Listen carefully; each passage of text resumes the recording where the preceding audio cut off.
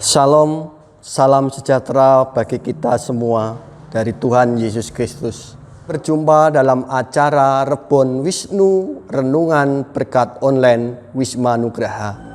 Jemaat yang terkasih, mari kita akan bersama-sama membuka Alkitab. Kita bacaan pada siang hari ini diambil dalam 2 Samuel 5 ayat 22 sampai 25. Demikian, ketika orang Filistin maju sekali lagi dan memencar di lembah Refaim, maka bertanyalah Daud kepada Tuhan, dan ia menjawab, "Janganlah maju, tetapi buatlah gerakan lingkaran sampai ke belakang mereka, sehingga engkau dapat menyerang mereka dari jurusan pohon-pohon kertau. Dan bila engkau mendengar bunyi derap langkah di puncak pohon-pohon kertau itu, maka haruslah engkau bertindak cepat, sebab pada waktu itu Tuhan telah keluar berperang di depanmu untuk memukul kalah tentara orang Filistin." Dan Daud berbuat demikian seperti yang diperintahkan Tuhan kepadanya, maka ia memukul kalah orang Filistin mulai dari Geba sampai dekat Ezer. Demikian sabda Tuhan. Bapak Ibu yang terkasih, bacaan yang telah kita dengarkan di siang hari ini, saya beri judul Bersandar pada Tuhan. Ketika seseorang ada di masa-masa kejayaan, biasanya seseorang itu memilih dengan kehendaknya sendiri, dengan kekuatannya, dengan keyakinannya sendiri. Malah dia tidak mau mendengar nasihat orang lain.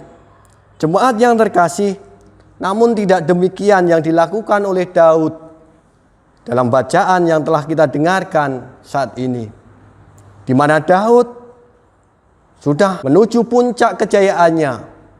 Dia menjadi raja bangsa Israel. Dia sudah mengalahkan kota Yerusalem.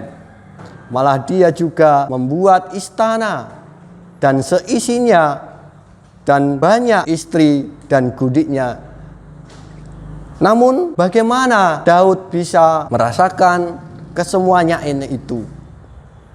Namun dalam sisi lain Daud bisa berjaya. Apakah kuncinya? Kita telah mendengarkan firman Tuhan, bacaan dari Samuel tadi, di mana kunci kemenangan dari Daud adalah ia mau melibatkan Tuhan, mau mengikut sertakan Tuhan di dalam peperangan yang mereka lakukan terhadap bangsa Filistin. 2 kali bangsa Filistin menyerang Raja Daud. Untuk yang pertama, bangsa Filistin bisa dipukul mundur, bisa terkalahkan oleh Raja Daud. Di sini Raja Daud melibatkan Tuhan, keikutsertaan Tuhan, minta petunjuk kepada Tuhan. Sehingga pada peperangan yang pertama, bangsa Filistin bisa dikalahkan. Karena penyertaan Tuhan, karena tentara Filistin yang begitu kuat, yang begitu besar, bisa dipukul mundur, bisa kalah dengan kuasa Tuhan melalui Daud.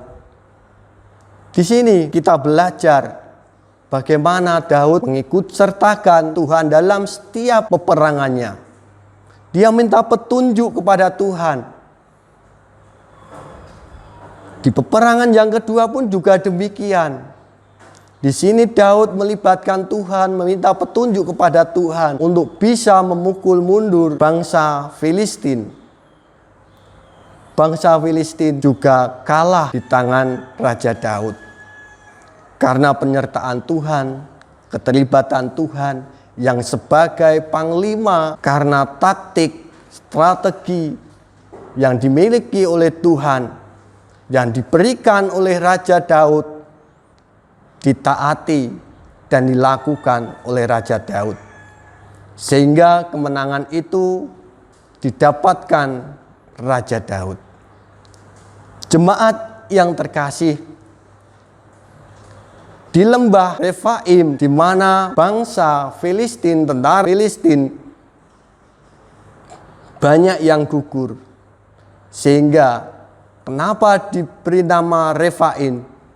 Karena Refaim berarti arwah.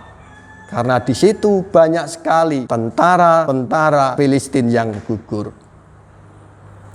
Kita boleh belajar apa yang menjadi keluhan, beban yang dihadapi oleh Raja Daud.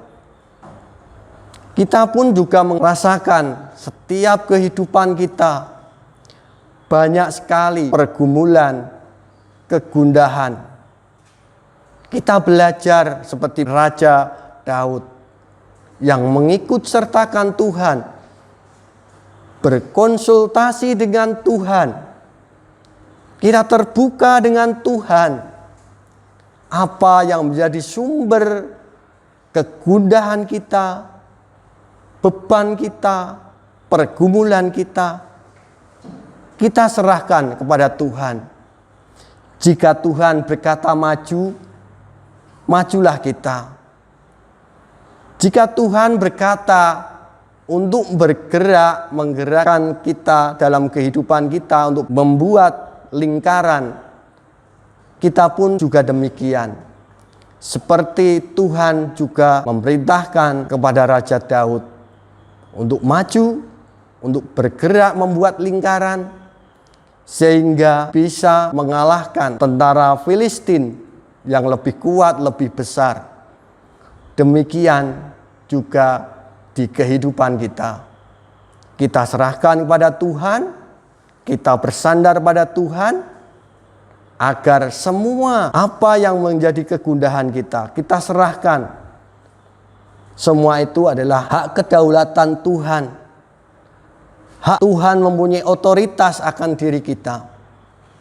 Mari kita bersama-sama serahkan hidup kita bersama Tuhan, agar peperangan itu kita menangkan. Amin.